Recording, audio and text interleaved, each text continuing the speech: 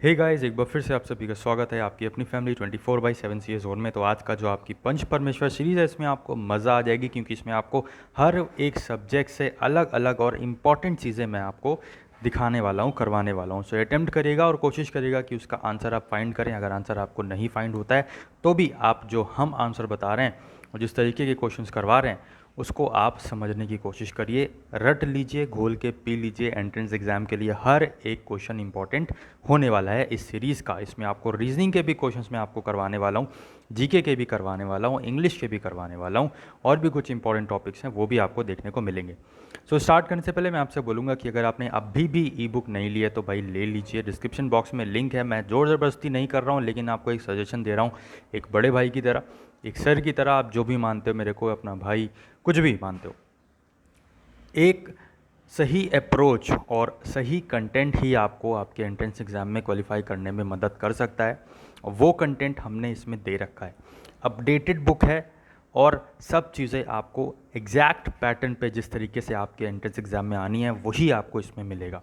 कुछ भी फालतू नहीं, और रिलेवेंट और फोकस्ड अप्रोच के साथ, स्मार्ट अप्रोच के साथ। क्या टैक्टिक्स हैं, कैसे आपको हैंडल करना है, कैसे आपको टैकल करना है क्वेश्चंस को, प्रॉब्लम्स को, वो सब इसमें दिया हुआ है। रीजनिंग का हर वो पैटर्न कवर कर रखा है जो आपके एंट्रेंस एग्जाम में इंपॉर्टेंट है और आना है, क्वेश्चन वहाँ से बनेगा।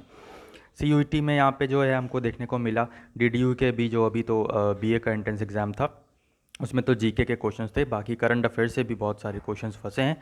हालांकि यहाँ पे बहुत कुछ क्वेश्चन जो है हमको मिल नहीं पाए हैं। जो जितने क्वेश्चंस मिले थे उसमें हमने यहाँ पे चीज़ें करवाई थी। तो मेंटल एप्टीट्यूड की भी बात करें, उसमें भी आपको जो है जिस तरीके का पैटर्न CUET में आया वो ऑलरेडी हमने इसमें करवा रखा था। रीजनिंग का जिस तरीके का पैटर्न CUET में आया ऑलरेडी हमने इसमें करवा रखा था। तो मतलब नॉट ओनली इन CUET, हर एक एंट्रेंस एग्जाम में अगर रीजनिंग आनी है तो आप इस चीज़ को ले सकते हो। डिस्क्रिप्शन बॉक्स में लिंक है, इसमें इसके साथ में आपको क्या क्या मिलेगा वो आप देख ही सकते हो। 2 मास्टर वीडियोज़ और साथ में कंप्यूटर की भी जो है वो फ्री ई बुक आपको मिल जाएगी। करंट अफेयर्स की भी आपको सब चीज़ें इसमें मिल ही रही हैं। तो चलिए स्टार्ट करते हैं अपने सेशन को। बाकी आपको अगर इंटरेस्ट हो तो डिस्क्रिप्शन बॉक्स में लिंक है, आप वहाँ से जाके देख लीजिएगा। तो यहाँ पे सबसे पहले हम कुछ इंपॉर्टेंट ऑर्गेनाइजेशंस करेंगे। जीके के 5 इंपॉर्टेंट ऑर्गेनाइजेशंस। आप सभी को पता है बहुत सारे ऐसे ऑर्गेनाइजेशंस हैं, लेकिन जहाँ से क्वेश्चंस बनने के चांसेस बहुत ज़्यादा हैं वो हम आपको करवा रहे हैं।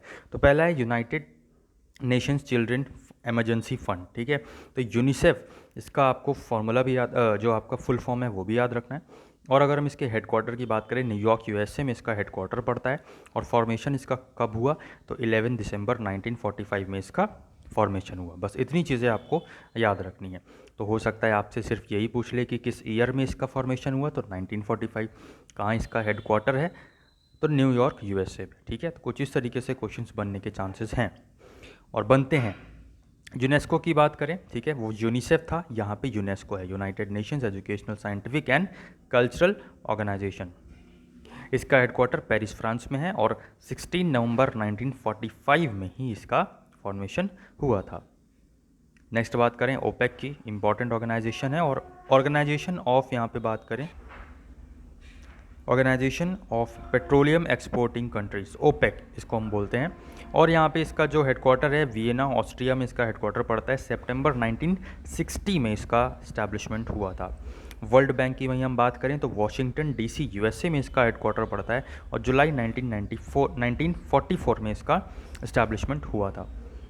नेक्स्ट हम बात करें तो वर्ल्ड हेल्थ ऑर्गेनाइजेशन WHO एक इंपॉर्टेंट ऑर्गेनाइजेशन है। अभी हाल फिलहाल में कितनी चर्चा में रहा है भाई, पेंडेमिक अभी आपसे यहाँ पे होके गया है, तो इंपॉर्टेंट है, बन सकता है क्वेश्चंस, नो डाउट। तो WHO का जो आपका हेडक्वार्टर है वो जेनेवा स्विट्जरलैंड में है। और इसकी हम अगर फॉर्मेशन की बात करें, इस्टेब्लिशमेंट की बात करें, तो 7 अप्रैल 1948 को इसका इस्टेब्लिशमेंट हुआ था। और इसीलिए ही हम 7 अप्रैल को क्या मनाते हैं, वर्ल्ड हेल्थ डे। तो ये भी क्वेश्चन बनता है, वर्ल्ड हेल्थ डे कब मनाते हैं, तो 7 अप्रैल याद रखिएगा। तो ये आपका पहला पोर्शन था, पहला पंच था। दूसरा जो पंच है वो आपका इंग्लिश से है। तो आप देख सकते हो यहाँ पे मैंने सब कुछ आपके सामने मेंशन कर दिया है। ठीक है, तो इसमें आप यहाँ पे चीज़ें देखते रहिए कि सिनोनिम ऑफ कैलोस, कैलोस का सिनोनिम क्या होता है, तो यहाँ पे हम बोलेंगे मर्सीलेस। ठीक है, जो दयाहीन होता है, जिसके अंदर कोई दया है ही नहीं, है ना, उस तरीके से जो होते हैं पीपल, उनको हम क्या कहते हैं, कैलोस पीपल। करेक्ट स्पेलिंग में आपको यहाँ पे वैकम की स्पेलिंग याद रखना है और कमेंट बॉक्स में कमेंट करके बताना है कि क्या ये वैकम की जो स्पेलिंग है वो सही है अगर सही है तो आपको याद रखनी है, और अगर नहीं सही है तो जो सही वाली है वो आपको कमेंट बॉक्स में कमेंट करके बताना है। कुछ होमवर्क आपके लिए भी है यहाँ पे।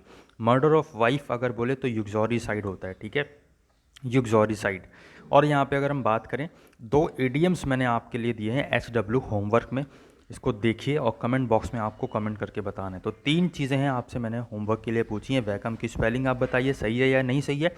ईडियम आपको बताना है डक्स एंड ड्रेक्स का क्या मतलब होता है, और अ वाइट एलिफेंट का जो है ये जो ईडियम है इसका मतलब क्या होता है, ठीक है। तो ये आपका दूसरा पंच था इंग्लिश से। अब हम आ जाते हैं यहाँ पे रीजनिंग के पंचेस से, ठीक है। मज़ा आएगी। अगर आपको दर्द हो रहा है तो बताइएगा कमेंट बॉक्स में। मरहम भी हम आपको दे रहे हैं आंसर की तरह, उसको आप लगाते रहिएगा, ठीक है। क्वेश्चन एज अ पंच आप लीजिए, उसका दर्द महसूस करिए, और जो हम आंसर बता रहे हैं उसको आप मरहम एज अ मेडिसिन यूज़ करिए उस दर्द को कम करने के लिए। मज़ा आ रही होगी आपको, ठीक है। मज़ा आ रही है तो सेशन को लाइक करके शेयर जरूर कर दीजिए। फैमिली में है तो फैमिली को सब्सक्राइब करके बेल बटन दबा दीजिए। आने वाले दिनों में आपको सभी अपडेट्स टाइम टू टाइम मिलते रहेंगे। सबसे पहला क्वेश्चन आपकी स्क्रीन पर है, देखते हैं इसका आंसर यहाँ पे क्या होने वाला है। तो पहला क्वेश्चन आपके लिए स्क्रीन पर है, PLOM को लिखा गया है NLOK, तो FGHI को यहाँ पे क्या लिखा जाएगा। तो पहले हम क्या करेंगे, इस चीज़ को हम यहाँ पे इस तरीके से लिख लेंगे, ठीक है। अब यहाँ पे देखिए इसको क्या लिखा गया है, NLOK, ओके। सो यहाँ पे हम देखते हैं, देखिए M का अपोजिट N लिखा गया है, तो I का अपोजिट हम क्या लिख देंगे, R। O का अपोजिट L लिखा गया है, तो H का अपोजिट क्या लिख देंगे, S, ठीक है। L का अपोजिट क्या लिखा गया है, O, तो G का अपोजिट क्या लिख देंगे, T। सिमिलरली P का अपोजिट लिखा गया है K, तो F का अपोजिट क्या लिख देंगे, FU, ठीक है। तो RSTU यहाँ पे आपका आंसर बन जाएगा, ओके। तो ये जो हमने पैटर्न बताया, इस पैटर्न पे भी हमने बहुत सारे क्वेश्चंस ऑलरेडी करवा रखे हैं। रीजनिंग की प्लेलिस्ट आपको मिल जाएगी, बाकी ई बुक में भी हमने आपको डिटेल में चीज़ें करवा रखी हैं, तो उसका लिंक आपको डिस्क्रिप्शन बॉक्स में दिया हुआ है। नेक्स्ट क्वेश्चन पे आते हैं, if 34 is equals to 25 then 25 की वैल्यू फाइंड करनी है। इसमें पैटर्न तो बहुत सारे हो सकते हैं, लेकिन मैं आपको जो पैटर्न बताने की कोशिश कर रहा हूँ उस पर आप फोकस रहिए और उसी पर प्रैक्टिस करते रहिए। इसमें क्या किया गया है, 3 का स्क्वायर यहाँ पे आ जाएगा 9, 4 का स्क्वायर यहाँ पे आ जाएगा 16। इन दोनों को प्लस कर दीजिए कि आंसर बनेगा 25। इस तरीके से यहाँ पे ये वाला जो है आपका मिला है। तो सिमिलरली हम यहाँ 25 का क्या करेंगे, 25 में हम यहाँ पे करेंगे 2 का स्क्वायर कितना हो जाएगा 4, और 5 का स्क्वायर यहाँ पे हो जाएगा 25। इन दोनों को प्लस करेंगे, दैट मीन्स 29 आपका यहाँ पे आंसर बन जाएगा, ठीक है। तो ये कॉन्सेप्ट का क्वेश्चन मैंने आपको करवाया है। अब यहाँ पे देखिए ये रिलेशन एंड ब्लड रिलेशन की बात आती है। If Ram is the only brother of Sarita, तो राम जो है एकमात्र ब्रदर है सिर्फ किसका, सरिता का। And Sarita is the daughter of Sohan, तो सरिता जो है वो किसकी डॉटर है, सोहन की। हुज वाइफ इज़ मोनिका, तो इसकी वाइफ कौन है, मोनिका है, इसकी वाइफ मोनिका है। Then how is Ram related to Monica, तो भाई राम क्या है मोनिका का, राम क्या है, राम है सन, ठीक है, बेटा है ना उसका। आई होप सो ये आपको समझ में आया होगा। अगर नहीं समझ में आया तो आप इसको एक बार कॉपी पेन लीजिए और जैसे मैंने डायग्राम बनाया वैसे ही आप इसको डायग्राम बनाइए। जो आपकी सेम एज के हैं, जो आपकी एज के हैं वो आपको यहाँ पे रखेंगे बीच में, जो आपसे बड़े हैं आपके माता पिता उनको आप रखेंगे यहाँ पे। अगर नाना नानी की बात आएगी तो यहाँ पे इनके ऊपर ही रखेंगे, ठीक है, क्योंकि ये अगर आपके फादर मदर होंगे तो उनसे भी बड़े होंगे आपके दादा दादी या नाना नानी। और अगर आपसे छोटे भाई बहन की बात आएगी तो आप नीचे रखेंगे, ठीक है। तो इस तरीके से ये आप डायग्राम बना सकते हैं। डायग्राम अगर नहीं बनाना है तो भी आप यहाँ पे अपने आप को सपोज कर लीजिए कि अगर आप यहाँ पे अपना नाम लिख लीजिए, आपकी सिस्टर का नाम या अपने ब्रदर का नाम, जो भी यहाँ पे क्वेश्चन में दिएगा उसके हिसाब से आप कर लीजिए कि उसके फादर सोहन है तो आप अपने फादर का नाम वहाँ पे रख सकते हो, उसकी वाइफ मोनिका है तो आप अपनी मम्मी का नाम यहाँ पे रख सकते हो, मदर का नाम यहाँ पे रख सकते हो, ठीक है। क्योंकि अब सोहन की वाइफ जो होंगी वो क्या होंगी, राम की मदर ही होंगी, ठीक है। तो आई होप सो ये आपको समझ में आया होगा। नेक्स्ट हम यहाँ पे देखें तो इस तरीके से भी क्वेश्चन बन सकता है, जैसे मोदी PM मोदी का यहाँ पे दिया होगा प्राइम मिनिस्टर, तो अमित शाह क्या है, तो अमित शाह क्या है, हमारे होम मिनिस्टर है ना। तो इस तरीके से भी आपका यहाँ पे क्वेश्चन बन सकता है। GS से भी कभी कभी उठा के क्वेश्चन यहाँ पे रीजनिंग में दे देता है कि कैपिटल इसकी ये है तो इसकी क्या होगी, इसकी पार्लियामेंट का नाम ये है तो इसके पार्लियामेंट का नाम क्या होगा, ठीक है। ये सब पैटर्न हमने करवा रखा है अपनी ई बुक में भी, तो उसको आप देख सकते हो। बाकी यहाँ पे हम नेक्स्ट देखते हैं तो 5 क्वेश्चन जो हमारा है, पांचवा पंच जो आपका है हमारी पंच सीरीज़ का रीजनिंग से, वो ये है कि 225 को लिखा गया है 15, 289 को लिखा गया 17, 144 को लिखा गया 12, तो 625 को क्या लिखा जाएगा? आप सभी को समझ में आ रहा होगा कि सर ये तो बहुत आसान क्वेश्चन है, इसमें आपका हमारा क्या है कि 144 का हम सबका क्या कर रहे हैं? स्क्वायर रूट निकाल रहे हैं कि 144 किसका होता है? 12 का, 289 होता है 17 का, 225 होता है 15 का, सिमिलरली 625 हो जाएगा 25 का। ठीक है, स्पीड अगर आपको लग रही हो कि मेरी स्पीड कुछ ज़्यादा तेज़ है या मैं जल्दी जल्दी बोल रहा हूँ या जल्दी जल्दी समझा रहा हूँ तो कमेंट बॉक्स में कमेंट करके ज़रूर बताइएगा। लेकिन एक बात याद रखिएगा, मैं आपको वो सब चीज़ें करवा रहा हूँ जो मैं आपको एज अ प्रैक्टिस करवा रहा हूँ कि आपका दिमाग इस तरीके से चलना चाहिए। जल्दी जल्दी इसलिए करवा रहा हूँ ताकि आपको कम समय में ज़्यादा चीज़ें मिल पाएँ और आपको बोरियत भी ना लगे, आपको समझ में भी आता रहे। ऐसा नहीं है कि भाग रहा हूँ, सब चीज़ समझाते हुए चल रहा हूँ। तो अब यहाँ पे आपका पंच सीरीज़ का जो हमारा यहाँ पे नेक्स्ट पंच है करंट अफेयर्स से 5 इंपॉर्टेंट करंट अफेयर्स आपकी स्क्रीन पर ये रहे। गुजरात केवड़िया रेलवे स्टेशन का नाम जो है वो बदल कर एकता नगर रेलवे स्टेशन कर दिया गया है। किसका? गुजरात में। ठीक है, यहाँ पे मिशन अमानत की बात करें तो रेलवे पुलिस फोर्स की ये जो है एक पहल थी। तो ये भी क्वेश्चन आ सकता है कि मिशन अमानत किसकी पहल है या किससे रिलेटेड है? आरपीएफ से, बीएसएफ से, सीआईएसएफ से, आईटीबीपी से, है ना? तो आप वहाँ पे क्या ऑप्शन सही लगाओगे? आरपीएफ से, रेलवे पुलिस फोर्स से। नेशनल स्टार्टअप डे, भाई बहुत ज़्यादा इंपॉर्टेंट क्वेश्चन है, फंस सकता है। अभी हाल फिलहाल में स्टार्टअप्स की बात कितनी ज़्यादा उठी है और स्टार्टअप डे भी अभी फर्स्ट टाइम मनाया गया। तो 16 जनवरी को फर्स्ट यहाँ पे जो है स्टार्टअप डे मनाया गया था और उसी दिन हम यहाँ पे क्या मनाते हैं? नेशनल स्टार्टअप डे 16 जनवरी को। टोबैको फ्री, इंडिया का फ्री ऐसा स्टेट, इंडिया का फर्स्ट ऐसा स्टेट जो टोबैको फ्री अपने आप को घोषित कर दिया है, कौन है? हिमाचल प्रदेश है। नेक्स्ट हम देखें तो देशनायक दिवस कब मनाया जाता है? 23 जनवरी को। ठीक है, 23 जनवरी को एक और दिवस मनाया जाता है, बहुत इंपॉर्टेंट है, पराक्रम दिवस, सुभाष चंद्र बोस जी से रिलेटेड है, याद रखिएगा।